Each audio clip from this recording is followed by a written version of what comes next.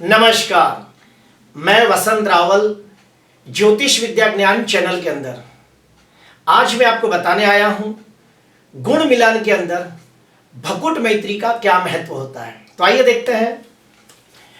गुण मिलान को ज्योतिष की भाषा में अष्टकूट मैत्री भी कहते हैं, अर्थात 8 प्रकार की मैत्री, जिसके नाम है वर्ण मैत्री, वैश्य मैत्री, तारा मैत्री, योनि मैत्री, ग्रह मैत्री, गण मैत्री, भकुट मैत्री और नाड़ी मैत्री। इन 8 मैत्री के आधार पर हम ये सुनिश्चित करते हैं कि लड़का और लड़की को 36 में से कितने गुण प्राप्त होते हैं। अगर लड़का लड़की को कम से कम 18 गुण प्राप्त होते हो तो हम कहते हैं कि ये कुंडली मिल रही है, और अगर 18 गुण से कम गुण प्राप्त होते हो तो हम कहते हैं कुंडली नहीं मिल रही है।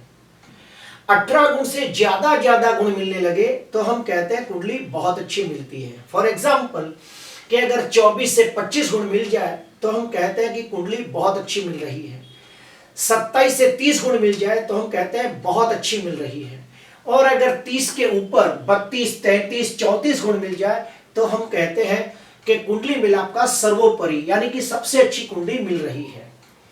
अभी हम लोग और एक स्टेप अंदर जाके स्टडी करेंगे कि ये 8 मैत्री के अंदर पहली जो 4 मैत्री है उसको ज्यादा इंपॉर्टेंस नहीं दिया गया है, लेकिन ग्रह मैत्री, गण मैत्री, भकुट मैत्री और नाड़ी मैत्री को बहुत ज्यादा महत्व दिया गया है, क्योंकि उसी से सबसे ज्यादा गुण प्राप्त होते हैं। आज हम स्टडी करेंगे भकुट मैत्री के ऊपर।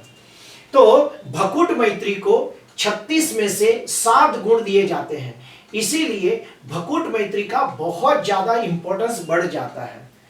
अगर भकुट मैत्री होती हो तो 7 में से 7 गुण प्राप्त होते हैं, और अगर भकुट मैत्री ना होती हो तो 7 में से सीधा 0 गुण मिलता है। हम लोग इस बात को और एक स्टेप अंदर जाएंगे कि भकुट मैत्री कैसे देखी जाती है। तो ध्यान से सुनना। लड़के की राशि से लड़की की राशि 2, 5, 6, 8, 9 और 12वें नंबर पे आती हो तो भकुट दोष लगता है और 0 गुण प्राप्त होता है। ठीक वैसे ही लड़की की राशि से लड़के की राशि 2, 5, 6, 8, 9 और 12वें नंबर पे आती हो तो भकुट दोष लगता है और 0 गुण प्राप्त होते हैं। इस बात को हम और गहराई से समझने का प्रयास करते हैं।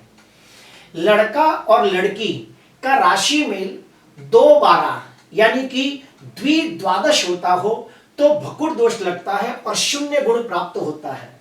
और ज्योतिष में माना जाता है कि जो भी लड़का लड़की का राशि मिलाप द्विद्वादश होता हो तो उनके विवाह के बाद उनकी आर्थिक उन्नति, प्रगति, विकास नहीं होता, और उनके अंदर उनकी आर्थिक उन्नति में बहुत सारे विघ्न और तकलीफें आती है, और आर्थिक संघर्षों का सामना करते हुए उनको जीवन व्यतीत करना पड़ता है। दूसरे नंबर पे आते हैं जो लड़का लड़की का राशि मिलाप 6, 8 होता हो, जिसे हमारी भाषा में कहते हैं शत्रु षडाष्टक, मृत्यु षडाष्टक, तो भकुट दोष लगता है और 7 में से 0 गुण प्राप्त होते हैं। इसका मतलब यह है कि जो लड़का लड़की का राशि मिलाप शत्रु षडाष्टक या मृत्यु षडाष्टक होता हो तो उनके विवाह के बाद पति पत्नी हमेशा मतभेद, टकराव, खिटपिट करते रहते हैं। दोनों के विचार जिंदगी भर नहीं मिलते, और शादी के बाद कुछ समय के बाद या तो डिवोर्स हो जाता है या तो फिर स्त्री को वैधव्य योग भी आता है, जो बिल्कुल अच्छा नहीं माना गया है। तीसरे नंबर पे आते हैं लड़का लड़की का राशि मिलाप 9 पंचम होता हो तो भी भकुट दोष लगता है।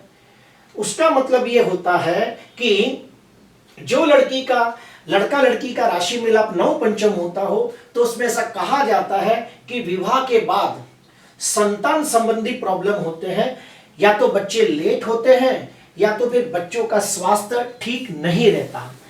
अभी हम लोग जानेंगे कि भकुट दोष का निवारण कैसे होता है, वो मैं आपको बताऊंगा। लड़का और लड़की दोनों का राशि स्वामी एक ही हो तो भकुट दोष नहीं लगता और 7 में से 7 गुण प्राप्त होते हैं। दूसरा नियम, लड़का और लड़की दोनों के राशि स्वामी अगर मित्र हो तो भी भकुट दोष नहीं लगता और 7 में से 7 गुण प्राप्त होते हैं। मैं आपको ये सारी बातें एग्जाम्पल के साथ बताना चाहूंगा। यहां पे मैंने वो सारे एग्जाम्पल दिए हैं जिसको 7 में से 7 गुण प्राप्त होते हैं, और इतने ही एग्जाम्पल वो होते हैं जिसको 7 में से 0 गुण प्राप्त होते हैं, लेकिन बोर्ड में जगह न होने की वजह से वो मैं नहीं बता पा रहा हूं, तो मैं वही एग्जाम्पल बता रहा हूं जिसको 7 में से 7 गुण प्राप्त हो रहे हैं। तो देखिए, सबसे पहले शुभ द्विद्वादश कैसा होता है। तो इधर देखिए एग्जाम्पल देता हूं कि वृषभ राशि और मिथुन राशि। तो वृषभ राशि का स्वामी है शुक्र, मिथुन राशि का स्वामी है बुध। तो शुक्र और बुध एक दूसरे के परम मित्र है, तो यहां पे भकुट दोष नहीं लगता और 7 में से 7 गुण प्राप्त होते हैं। दूसरा एग्जांपल देता हूं कि एक की मकर राशि है, दूसरे की कुंभ राशि है, तो दोनों की राशि स्वामी एक ही है शनि, तो यहां पे भकुट दोष नहीं लगता और 7 में से 7 गुण प्राप्त होते हैं। तीसरा एग्जांपल देता हूं कि वृश्चिक राशि और धनु राशि। तो वृश्चिक राशि का स्वामी है मंगल और धनु राशि का स्वामी है गुरु, तो मंगल और गुरु एक दूसरे के परम मित्र है, तो यहां पे भकुट दोष नहीं लगता और 7 में से 7 गुण प्राप्त होते हैं। अभी हम आते हैं दूसरा षडाष्टक के बारे में देखने आते हैं। षडाष्टक में भी 2 षडाष्टक होते हैं, एक प्रति षडाष्टक होता है, एक मृत्यु षडाष्टक होता है। अभी मैं आपको दिखाने जा रहा हूं प्रति षडाष्टक। तो देखिए, मिथुन राशि और मकर राशि।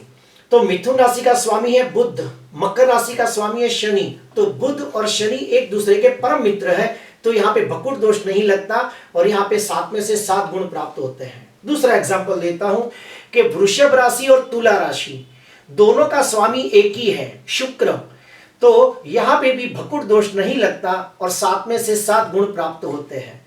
तीसरा एग्जांपल देता हूं कि कन्या राशि और मकर राशि, कन्या राशि और कुंभ राशि।